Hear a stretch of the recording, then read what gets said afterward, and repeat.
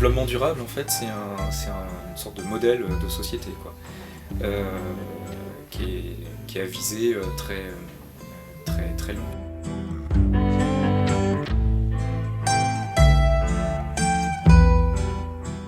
Le mot transition qu'on utilise en fait de plus en plus, faut le voir, transition, c'est changer, on est dans l'idée en fait de basculer d'un mode de développement à un autre, d'impliquer en fait finalement des méthodes pour pouvoir aller vers le développement durable.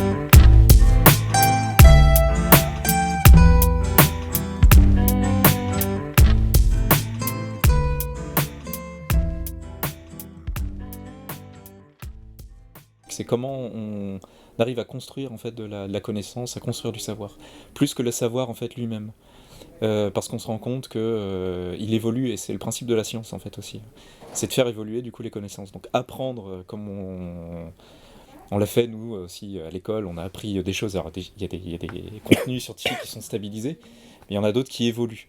Donc il est plus intéressant d'essayer de voir comment on construit ces savoirs plutôt que de le donner. Surtout que de nos jours, ce savoir, on le trouve très facilement sur Internet. C'est fini l'époque où il fallait chercher sur Universalis à la bibliothèque pour faire son exposé. Et puis il y a souvent des personnes qui disent non, moi là-dessus je peux pas, voilà, j'en sais rien, le bain par exemple c'est trop précieux, je peux pas faire.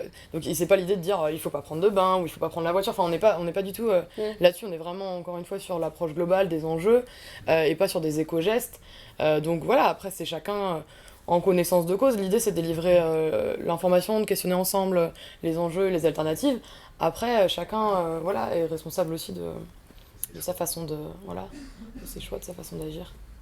Les collégiens, typiquement, la combustion, ils le voient en 4e ou en 5e, il me semble. C'est-à-dire qu'avec des 6e, si vous commencez à parler de dégagement de CO2 à partir d'un... Vous brûlez quelque chose, ça fait du CO2, c'est pas forcément quelque chose qui leur est naturel.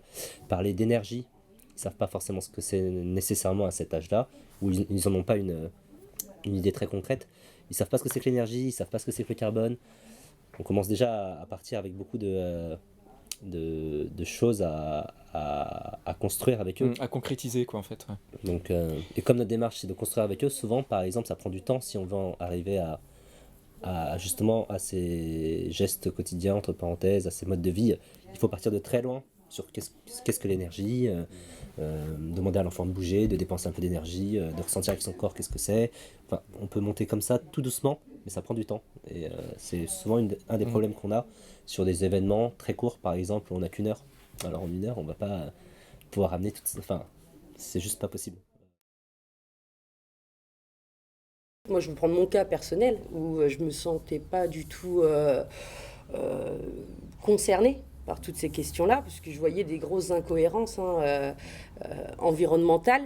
Et je disais, mais pourquoi moi, à mon petit niveau, je ferais tout ça, sachant qu'à une échelle locale, nationale ou internationale, voilà, il y a des aberrations. Parce qu'on sait bien, c'est prévisible, hein, il y a des pétroliers qui vont venir à cette conférence, il va y avoir un lobbying fort. Et c'est vrai que les accords, on le voit très bien là, dans la conférence aujourd'hui à Lima, c'est difficile d'arriver à un accord. Bon. Et puis cet accord, c'est quoi ? Mais bon. Moi, ce que je voudrais, il y a la question du climat, la question de la conférence internationale, avec la responsabilité de ceux qui prennent des décisions, qui ont une responsabilité historique et qui seront coupables devant l'histoire. Enfin, et en tout cas, ils devront rendre compte. Et puis, la ville de Stein ou le collège du Bourget, qu'est-ce qu'on peut faire avec les enfants ? Et comment on veut mettre en place des processus qui resteront au-delà de cette conférence. C'est ça qui m'intéresse. une caractéristique quand même de la place des jeunes ici, c'est qu'ils sont libres.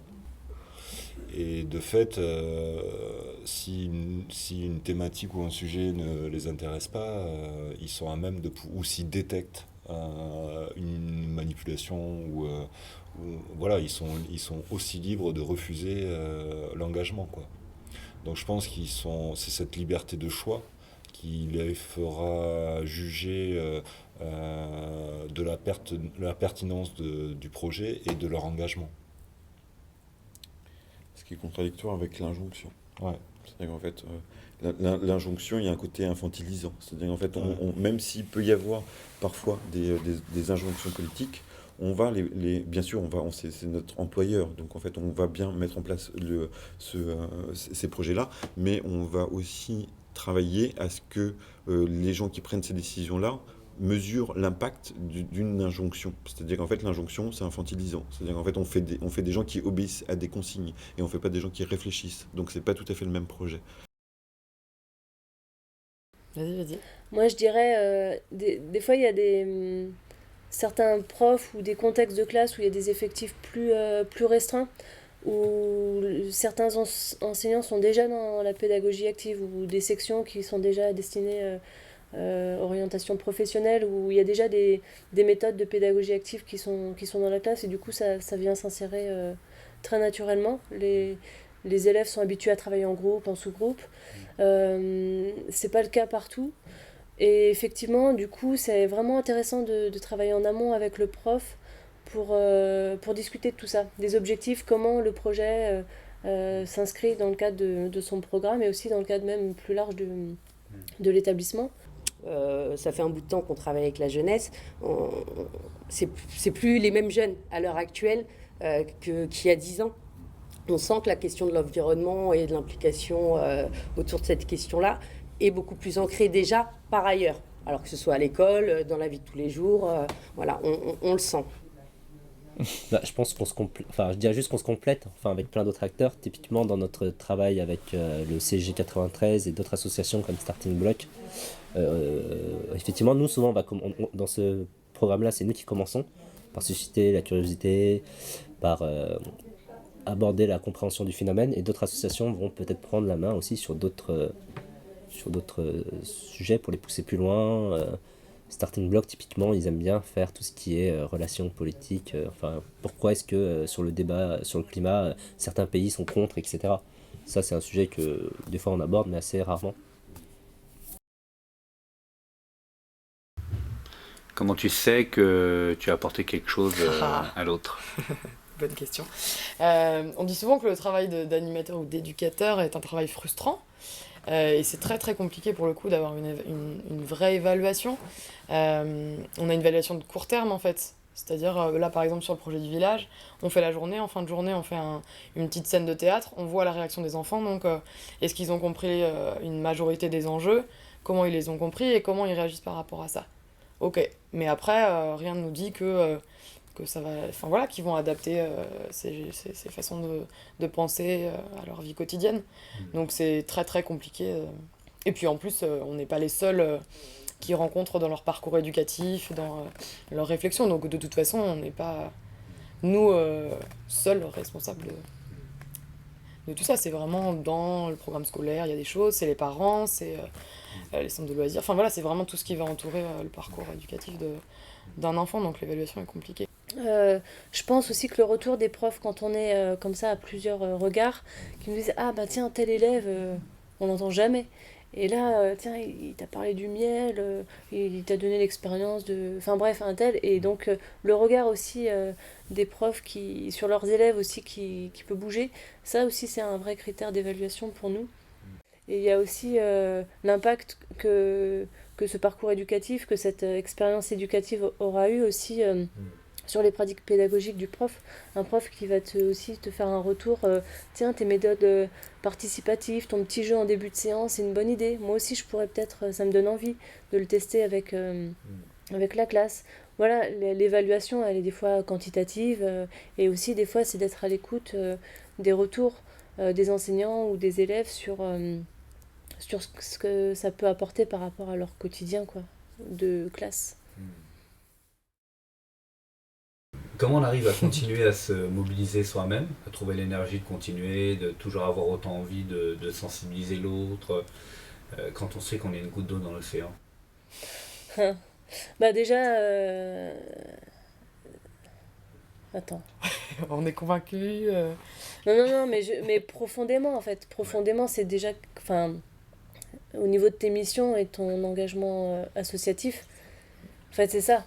Et si celui-là, si cet engagement-là, il est vivant et il est partagé aussi, partagé avec tes collègues. C'est important le travail d'équipe, de pouvoir échanger sur ses pratiques. Aussi, comment dire, faire part de ses difficultés, trouver ensemble des leviers quand ça marche moins bien. Donc voilà, c'est de rencontrer d'autres gouttes en fait, parce que de l'océan. Au-delà de la relation de confiance, c'est aussi l'animateur, lui, dans quelle mesure il se sent concerné. Donc il y a beaucoup d'initiatives qui ont été mises en place, beaucoup d'actions qui ont été mises en place, soit de façon ponctuelle ou beaucoup plus importante au sein des antennes, de par l'implication personnelle des animateurs. Avec une approche sensible à l'environnement beaucoup plus marquée que d'autres. Les limites, pour les repousser, c'est la formation. La formation et l'information. Voilà, donc, des professionnels. Donc ce serait peut-être démultiplier ces temps de formation et d'information en direction de ces professionnels-là. Sur justement l'importance et puis outiller davantage les professionnels pour qu'ils puissent être en capacité d'échanger, d'argumenter et d'accompagner. Voilà, donc un animateur qui est formé et informé aura beaucoup plus de facilité à convaincre et à amener, à fédérer et un individu et un groupe autour de ces questions-là. Mais moi, ce que je veux vraiment, c'est que cette conférence soit l'occasion de faire ce qu'on veut faire, c'est-à-dire de mettre en place des processus démocratiques de prise en main d'un quartier par les habitants eux-mêmes, dans le sens mieux vivre. Et puis aussi de faire avancer l'agenda 21 de la ville, tout ce qui est économie d'énergie, enfin voilà, investissement vert, voilà, c'est un peu ce que j'aimerais faire.